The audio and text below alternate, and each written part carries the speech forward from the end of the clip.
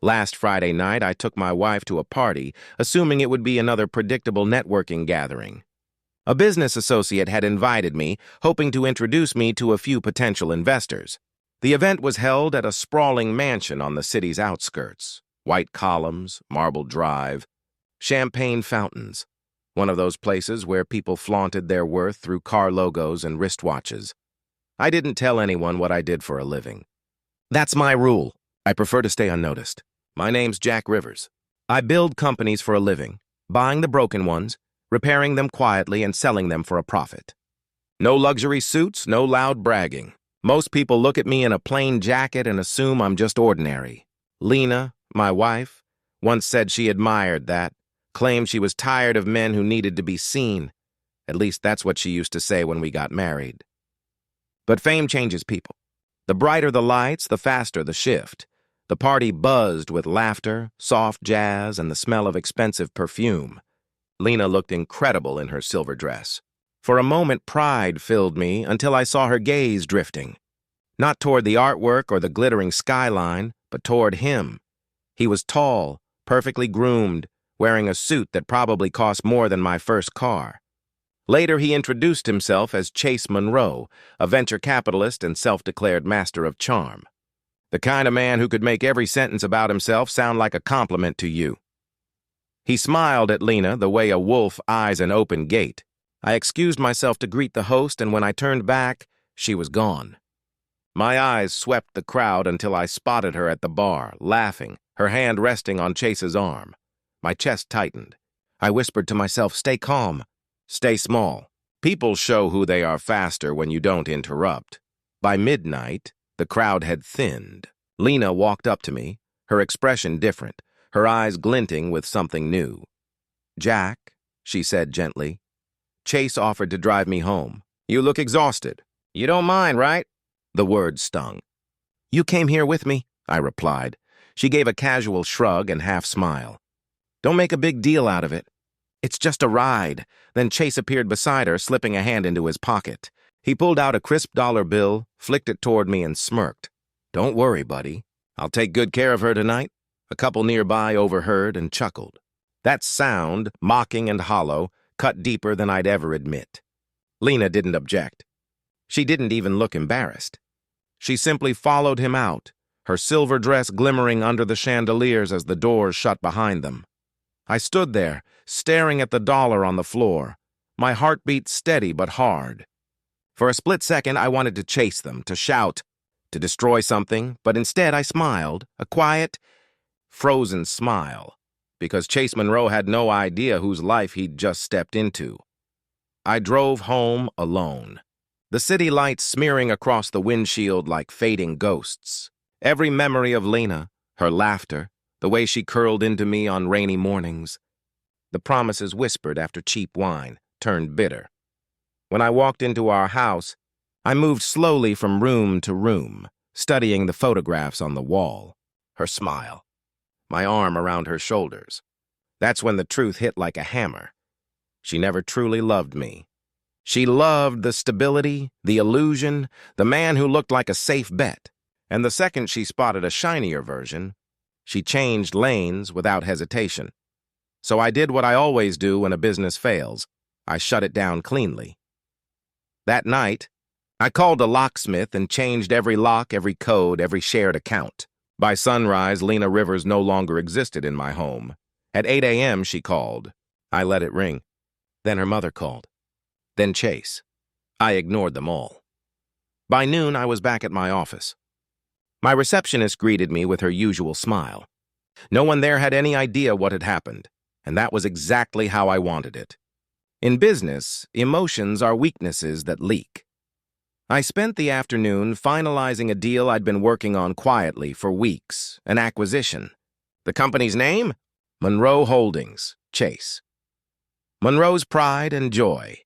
He'd been struggling after a streak of poor investments, desperate for fresh funding. My team approached him under a different corporate identity. He never realized who was behind it. He'd signed the final documents that very morning. By 5 p.m., I owned 51% of his empire. That evening, Lena arrived at the gate, hair disheveled, mascara streaked, pounding on the door. Jack. What the hell? My key doesn't work! I watched through the security feed on my phone, her panic raw and unfiltered. I pressed the intercom. It's not your key anymore. She froze. Jack, please. Lena's voice trembled through the phone. I didn't mean for last night to go that far. Chase, he's... I cut her off before she could finish. You made your choice. Enjoy the ride. Then I ended the call. A minute later, my phone buzzed again. This time, it was Chase's number flashing on the screen. I almost ignored it, but curiosity won. When I answered, the voice on the other end wasn't confident or polished anymore. It was panicked. Jack, you bastard. What the hell did you do? My accounts are frozen. The board's calling emergency meetings. Did you do this? I let the silence linger just long enough for the weight of it to sink in. You didn't mention you were seeing my wife, I said quietly, and she forgot to tell you who her husband really is. Then I hung up. Over the next 2 days, their world crumbled. Monroe Holdings released a statement announcing restructuring under new management. Investors demanded explanations. Chase's collection of luxury cars went up for auction, and Lena? She kept calling. Dozens of voicemails, each one more frantic than the last, pleading, apologizing, trying to rewrite the story. He said he loved me, Jack. I didn't know you were this successful. Why didn't you tell me? We can fix this. Please, just talk to me. I never responded. Instead, I sent a single message. Love that depends on money dies when the balance changes. A week later, I ran into Chase in the lobby of the same hotel where we'd first met. He looked smaller somehow, creased suit, tired eyes, the confidence stripped away. He tried to keep his voice steady, but I could hear the desperation underneath. Jack, we can make a deal, he started. You don't have to, I interrupted calmly. I already made one, he blinked. What's that supposed to mean? You sold me your company. You sold your leverage. And the night you tossed that dollar at me, you sold your dignity. His jaw tightened. You can't just... I can, I said, turning away. And I did. I walked past him without another glance. That night, I drove to the coast and parked near the cliffs. The wind was sharp, the air thick with salt, and the sound of waves colliding with stone. I climbed onto the hood of my car, reached into my pocket, and pulled out that same dollar bill, the one he'd flicked at me like loose change. It had been neatly folded ever since that night. I held it up to the moonlight. The paper glowed faintly, fragile and hollow. Then I tore it cleanly in half and let the pieces drift into the wind. That was my closure. Not shouting. Not vengeance for the sake of pride. Just quiet, deliberate balance, but life rarely ends with clean endings. Not when people like Lena realize what they've thrown away. A month later, she appeared at my office lobby. Security called to ask if I wanted her escorted out. I told them no. I wanted to see her one final time. She walked in slowly, trembling, her once perfect posture replaced with hesitation. Different dress, same perfume. Jack, she whispered, her voice cracking. I've been staying with my sister. I lost my job. Chase is gone. I don't even know who I am anymore. I studied her quietly. She looked fragile, paler, thinner, the spark she once flaunted completely gone. I'm not here to gloat, I said finally. But I think you're looking in the wrong place for sympathy. Tears welled in her eyes. I made a mistake.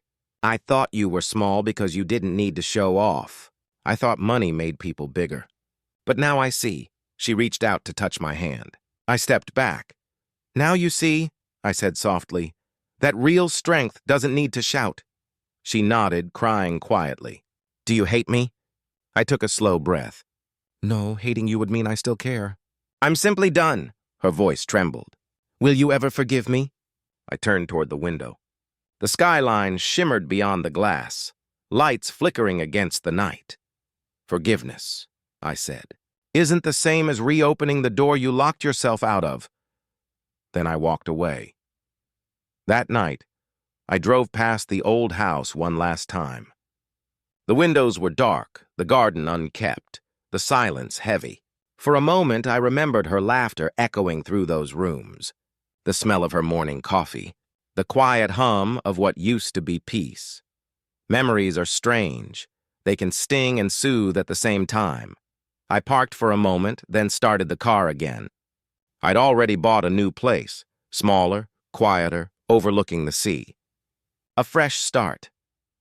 People sometimes ask me why I don't wear designer suits or why I still drive the same car, even after everything. I just smile because that night, I learned something priceless. Money doesn't define who you are. It reveals who everyone else is when they stand beside it. I once took my wife to a party thinking we were celebrating life together. But in truth, we were celebrating the moment she showed me who she really was. When she walked away chasing wealth, I found mine. Sometimes, the people who underestimate you the most are the ones who teach you your true worth. If that twist in your chest feels familiar, then you know exactly what betrayal tastes like. Because revenge doesn't always roar, it can whisper and still be unforgettable.